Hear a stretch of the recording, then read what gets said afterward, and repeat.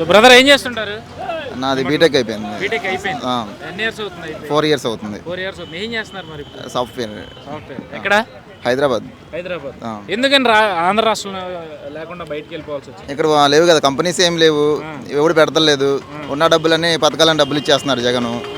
So ఉద్యోగాలు లేవు. ఇంకా నా తర్వాత స్టూడెంట్స్ వచ్చి కూడా ఖాళీగానే ఉంటున్నారు, వాళ్ళకి ఉద్యోగాలు లేవు.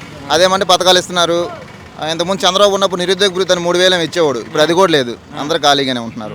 సో అందుకని అవుట్ ఆఫ్ స్టేట్ వెళ్ళి వెతుక్కుంటున్నారు జాబ్స్ అన్ని. అంటే ఇప్పుడు మీరు చదువుకున్నారు, మీరు చెప్తా ఉన్నారు, కానీ ఇలా చదువుకున్న కొంతమంది జగనన్న 10,000 ఇస్తున్నాడు, 15,000 ఇస్తున్నాడు అన్న ఏదైతే పథకాలు ఉన్నాయో వాటి గురించి గొప్పగా మాట్లాడే వాళ్ళు ఉంటారు కదా, వాళ్ళకి ఏం చెప్తారు? వాళ్ళకైతే తెలియదు, నాకు తెలిసి పక్కా అయితే వాడు ఫ్యాన్ అయి ఉంటారు, వాళ్ళు అభిమానంతో అట్లా చెప్తారు. కానీ వాడు సొంతంగా ఆలోచించుకుంటే వాళ్ళ ఇంట్లో 10,000 ఎన్నాళ్ళు వస్తాయి చెప్పు? పెళ్లి చేసుకుంటే వాళ్ళ ఫ్యామిలీ సరిపోతాయి 10,000 పిల్లల కంటే. కానీ 10,000 ఎన్నాళ్ళు వస్తాయి? ఒక 10 రోజులు వస్తాయి, లేదా 2 నెలలు వస్తాయా? అంతకుమించి ఎక్కువ రావు కదా. తర్వాత ఏం చేస్తాడు? ఏదైనా వర్క్ ఉండాలిగా. అదే కంపెనీస్ పెడితే నెల జీతం వస్తుంది, వాళ్ళ ఫ్యామిలీ బతికిద్ది, వాళ్ళ అమ్మ నాన్న చూసుకుంటాడు, వాళ్ళ ఫ్యామిలీ వాళ్ళ కాళ్ళ మీద నిలబడతాడు. అదే ఉద్యోగాలు లేకపోతే ఎలా ఉంటుంది చెప్పండి? సో ఇక్కడ మన రాష్ట్రంలో చూసుకుంటే ఉద్యోగాలు లేవు, డబ్బులు ఉన్నాయని పథకాలకి ఇచ్చేస్తున్నారు, డెవలప్మెంట్ లేదు, ఎక్కడ ఆగిపోయినాయి. ఇంకా తర్వాత మేము సిద్ధం అంటున్నాడు, ఎన్నికలు సిద్ధం. ఏం చేసాడని సిద్ధం అంటున్నాడు చెప్పండి? ఏదో శంకారావం ఊదిస్తున్నాడు విజయవాడలో. ఏం చేశాడు అసలుకి? యువత అంతా ఖాళీ తిరుగుతున్నారు. అది వీళ్ళందరూ రోడ్ల మీద ఎందుకు వస్తున్నారు? ఉద్యోగాలు లాగాక, ఉద్యోగాలు ఉంటే చేసుకుంటారుగా. అంటే తెలుగుదేశం పార్టీ అభిమానులు ఎలా చెప్తున్నారు, కానీ అంతా బాగానే ఉందని చెప్తున్నారు కదా వీళ్ళు వైసీపీ. ఏం చేశారని బాగుంది చెప్పండి?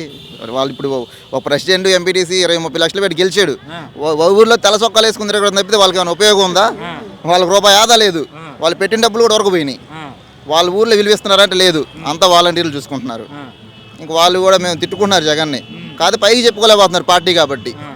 ఇప్పుడు గతంలో తెలుగుదేశం హయాంలో పెత్తందారులు, కాంట్రాక్టర్లు, వ్యాపారస్తులే బాగుపడ్డారు, కానీ పేదవాడు నలిగిపోయాడు. జగన్ వచ్చిన తర్వాతే పేదవాడు బతుకులు బాగున్నాయి అన్నట్టుగా మాట. మేము పేదవాళ్ళమే, మాకేం చేశారు చెప్పండి? ఇప్పుడు మేము పనులు చేసుకునే వాళ్ళు, మా పేరెంట్స్ అందరూ పొలం పనులు చేసుకునే వాళ్ళే, మేమేం బాగుపడ్డాం? వాళ్ళు ఇచ్చే 10,000 అన్నాలు వస్తే మాకు ఏం ఉపయోగం? ఏమో ఉండదు, అదేదో చెప్పుకుంటూ ఉంటారు.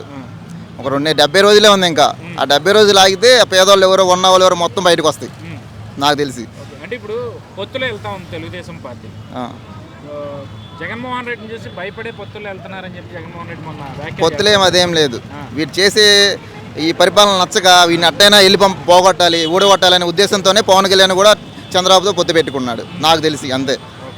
సో నియోజకవర్గం ఏదండి? తాడికొండ, మాకు శ్రావణ్ కుమార్ ఎమ్మెల్యే. సో ఏంటి ఇప్పుడు మీ ఏరియాలో రాజధాని ప్రాంతం, యువకుడిగా ఉన్నారు మీరు, రాజధాని ఇప్పుడు 3 రాజధానులు అనే అంశం తెర మీద తీసుకొచ్చారు. 5 ఏళ్ళు అయిపోయింది, ఇక 3 రాజధానులు అనే అంశం ఇప్పటికీ 3 రాజధానులు అంటున్నారు, కానీ ఎక్కడ అభివృద్ధి అనేది జరగలేదు. సో దీని మీద మీ అభిప్రాయం ఏంటి? రాజధాని మన జగనన్నకైతే డెవలప్మెంట్ గురించి ఆలోచన లేదు. ఏదో కర్నూలుకి వెళ్ళి ఒకటి, వైజాగ్ ఒకటి, ఇక్కడ ఒకటి పెట్టుకుందాం అనుకుంటున్నాడు, కానీ ఒక్కదాన్నే డెవలప్ చేయలేకపోయాడు. 3 చోట్ల ఎలా డెవలప్ చేస్తాడు? ఇప్పుడు అప్పటికి రాష్ట్రం ఎన్నో లక్షల కోట్ల అప్పులో ఉంది కదా బ్రదర్. మరి ఇప్పుడు దానికి ఆ నుంచి వస్తే డబ్బులు ఎవరు ఇస్తారు? వాళ్ళ నాన్న ఏమైనా దిగొచ్చిస్తారా చెప్పండి? లేదా వాళ్ళ తాత ఏమైనా వస్తాడా?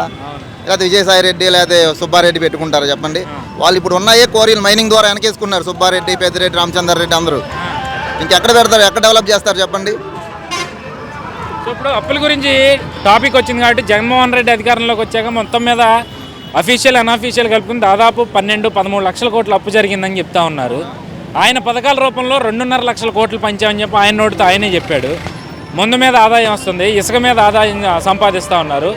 సో ఈ డబ్బు ఏమైపోతుంది అంటారు, లేదా అప్పు తీసుకొచ్చిందంతా ఏమైపోతుంది అనుకోవాలి? ఈ డబ్బు అంతా వాళ్ళ అకౌంట్లో వేసుకుంటున్నారు. ఇప్పుడు ఎలక్షన్ అప్పుడు బయట పెడతారు. సామాన్యుల పరిస్థితి ఏంటి? ఇప్పుడు ప్రభుత్వం ఈ రకంగా అప్పులు చేస్తే రేపు సామాన్యుల పరిస్థితి ఏంటి? సామాన్యుని పరిస్థితి ఏముంది? ఇప్పుడు డబ్బులు కాసిపడేవాడనుకో, 1,000-2,000 తీసుకుని ఓట్లేసి మళ్ళీ జగన్నే గెలిపించవచ్చు. అదే మన ఫ్యూచర్ గురించి ఆలోచిస్తే చంద్రబాబుని గెలిపించుకుని కొంచెం డెవలప్ చేస్తారు, మనకు ఉద్యోగాలు వస్తే మన పిల్లలన్నా బాగుంటారు అనుకుంటారు. వాళ్ళు అట్లా ఆలోచించట్లా, ఏదో మంది ఇచ్చారు, తాగేం, ఓట్లేసాం అని అనుకుంటున్నారు, కానీ ఆలోచించట్లా వాళ్ళ పిల్లల పరిస్థితి ఏంటి, మన ఫ్యూచర్లో ఎలా ఉండాలని వాళ్ళకి ఎటువంటి ఆలోచన లేదు. ఏ కాడికి పిచ్చి మంది ఇస్తున్నారు, 1,000-2,000 చేతిలో పెడుతున్నారు, తాగి ఓట్లు వేస్తున్నారు, ఇంకంతే. లేదంటే ఓట్లు బెదిరిస్తున్నారు ఊళ్ళలో. వాళ్ళ పార్టీకి అగెనిస్ట్గా మాట్లాడితే స్టేషన్కి తీసుకెళ్తున్నారు, కేసులు పెడుతున్నారు. మాదేముంది సామాన్యులం, ఎమ్మెల్యేలదే లేదు. సో ఇవన్నీ మారతాయంటారా?